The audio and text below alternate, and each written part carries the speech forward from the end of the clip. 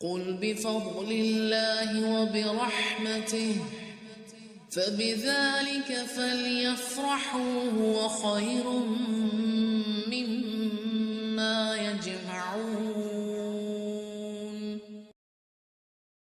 دعوت کے طریقوں کا خوبصورت طریقہ ہے، توحید سے آغاز کیجئے۔ جس کو بھی دعوت دیں، بچے کو دیں یا نان مسلم کو دیں یا ایون اپنے بے عمل زوج کو دیں، جس نے بیچارے نے شروع سے دین سیکھا ہی نہیں سوائے رسمی باتوں کے سننے کے، تو پہلے اس کا تعلق باللہ مضبوط کریں، پھر مقصد حیات کی پہچان کیجئے، ان کو بھی دیجئے کہ ہم زندگی میں کیوں ہیں، ہمارا مقصد کیا جینے کا، پھر شعور بیدار کرنے والے سوال کیجئے۔